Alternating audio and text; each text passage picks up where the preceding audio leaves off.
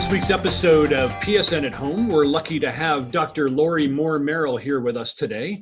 She leads up the International Public Safety Data Institute after spending many years as a senior executive at the International Association of Firefighters.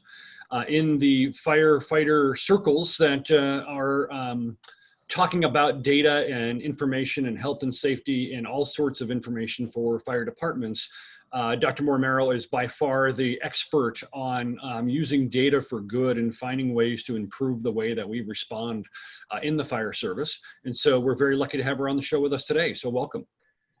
Thank you. Thanks for having me. I'm excited to be with you today. Absolutely. I'm a former engineer and a data geek, and my wife is a data scientist in training, actuary. So I'm ready to geek out. This is fantastic. That sounds great. All things data, right? Exactly. So one of the unique things I think where we find ourselves today is that with what's going on with coronavirus and what's going on with infectious disease exposure, in addition to all the normal everyday hazardous materials exposures going into burning buildings, it's a very unique time for fire and emergency medical services. And so, what kind of things are being done and what kinds of things should be done to be tracking exposures and data? So one of the things that we have tried to make sure everybody is doing is reaching out and handling their own individual exposure data. So immediately when with the nation started to shut down, we knew we needed to do something in our exposure tracker. And you guys may have heard of the National Fire Operations Reporting System, or NFORS as we call it, exposure tracker. And we added COVID-19 immediately to the EMS module. We broadcast that out nationwide. That app is available free for download, works on iOS and Android. And so we wanted them to at least track COVID-19, any exposures, the flu-like symptoms, the fever. So we didn't even have in most of our departments an opportunity to even classify COVID-19 as a first-class data element. And so we didn't even know what we were dealing with, but we knew that our first responders knew symptoms. They knew what they may encounter, so start tracking it right away. Mm-hmm. So we did that, and also the PPE is a big deal. So it's not just the exposures to the individual with a patient or whomever they may encounter. How were they protecting themselves? And so we knew also that burn rate on PPE was going to be a big deal. So trying to track immediately how much PPE our responders are using and what we need to do to adjust that.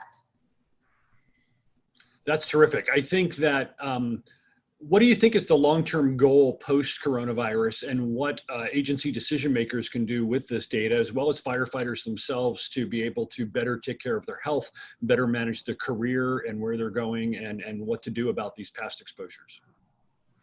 So one of the things that I would emphasize to everybody is that we don't know what we don't know about this virus. And so long-term, we don't know if there's going to be, if you've had it, if you've been exposed and you never really had symptoms, but you're now carrying the antibodies. So it's reacting so differently with so many different people that you could have long-term lung damage. You could have some ramification of having been even exposed, not even having contracted it and having the symptoms that we're all hearing about. So we just don't know. So having those exposures tracked over time, or your symptoms tracked over time, things like that, then it's going to help us should you have some long-term health issue that could be presumptive back to the job, right? So to have an on-the-job duty related illness or injury, you all know, often we have to have evidence of exposure. We have some laws by state that are presumptive, but this is not one of them, not right now. Now there's some movement. We've got some bills being introduced that will make it presumptive if you contract the disease within 4 days of your last shift. There's a lot of different things bouncing around. But the reality of the matter is that is not applying right now. We don't know what the long-term resolution is going to be. So track your exposures so you have evidence of the job, exposure to this disease for long-term, so that if you do have these health issues long-term, you can reflect back and have some evidence for a claim for workers' comp. So this is so important for everybody right now, just because, again, we don't know what we don't know. Yeah, that's super, super important, and it's great information. I mean, in terms of, a couple of different issues, I guess, with the collection of data. First is there any plans in terms of proactive study of this, the exposure data that you are collecting in terms of geographies, the different types of potential um, um, symptoms that may be observed or develop over time. Is there anything proactively being done with this data in terms of studying that? And can you shed a little bit of light on how this data is being used? That's a great question. We are working related with the CDC. So we're trying to get them a lot of this real-time data from the field, whether it's from the responses that our departments who are on our system are making versus the exposures that their responders are having, how they're tracking their personnel. So I'll talk real time now, and then as you say, looking for the future. Right now, we're looking at monitoring the level of exposure, how many calls each responder is making that turn out to be COVID-19, right? So we can get that hospital data that can be matched. So you can monitor the probability. Most of the departments on our system know where their hotspots are. They know what units are responding to those hotspots in their cities or towns. And so having the same personnel assigned on that unit that continuously responds into that hotspot, what are you doing to their increased probability of them contracting the disease or at least being exposed, right? So moving personnel around, that's a big deal for right now. Monitoring these exposures, how many times, even if you're wearing the PPE and it's low risk, right? Exposure, you're still increasing the probability by having the same personnel responding into those hotspots. Longer term, getting people back to work, not just our responders who have been isolated or even quarantined, getting them back to work, but even the world at large, right? Everybody opening up, and we talk about that, and we're going to need a way to monitor people. We're going to need not only daily checks for our first responders for fever, any kind of symptoms, those continuous monitoring of exposures. But think about even on our devices, we all carry our smartphones or some sort of device.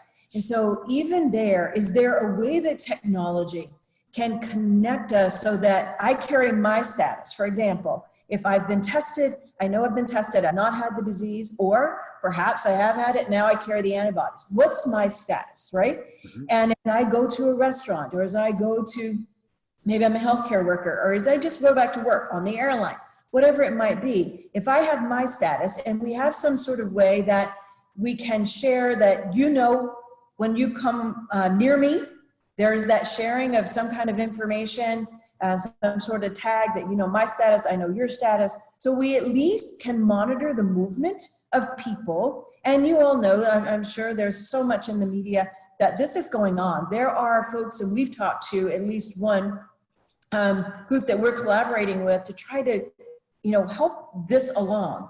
Can we have something on our phones that identify our, virus status, if you will, and certify that we've been tested, not, we're clear, that we've had a positive, we carry the antibodies. So what is that? So we think long-term, we're going to need something like that to literally open up and be able to move about, as we are getting back to our daily lives and our new normal.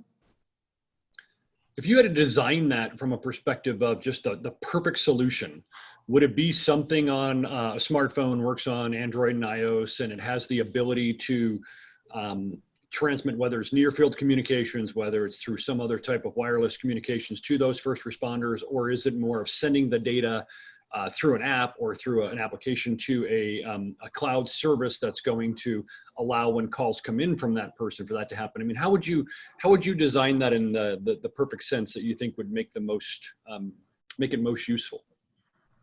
I think we're going to have some capability for it to be on your own device, but you've also got to have a way to verify your data, right? So there's going to have to be some outside entity that can validate or verify what you have in your status, right? You've been tested, so whoever tested you, they can validate it, verify it on your phone.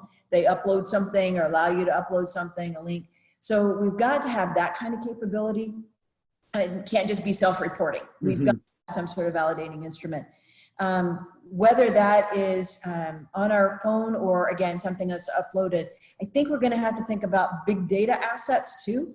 So I know, for example, Google has got the people movement, right? I know just on my phone, if you turned on your locator, they know where you move and about, right? So can we couple that big data with your exposure tracking kind of information, right? So I think we're going to have to start leveraging assets from different groups and putting this together and mining it to see what information or intelligence we can get back.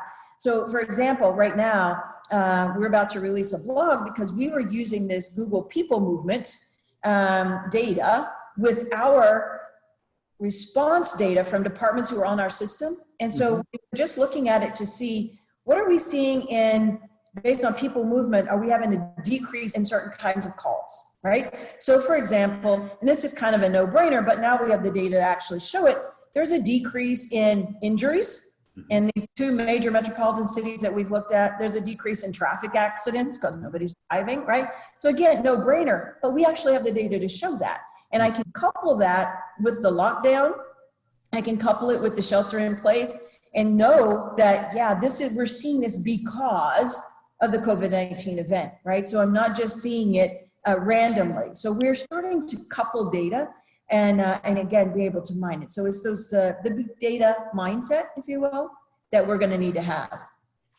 No, I think it makes sense. Go ahead. Yeah, I've just got to jump in because, you know, I'm a practicing lawyer for 28 years and we're talking about all this very sensitive data and people having access to it and self-reporting, right? So obviously, you know, I would think there's going to be obvious concerns about how this data is going to be treated, how it's going to be stored and could be used for, you know, less than beneficial purposes. I won't say nefarious, but you know, what's your, you know, the plan there? You know, how is this data being treated? You know, can people feel comfortable that this personal data, in some cases, you know, PHI or personal health information, you know, is being kept secure and not going to be used in a way that that folks don't want it to be?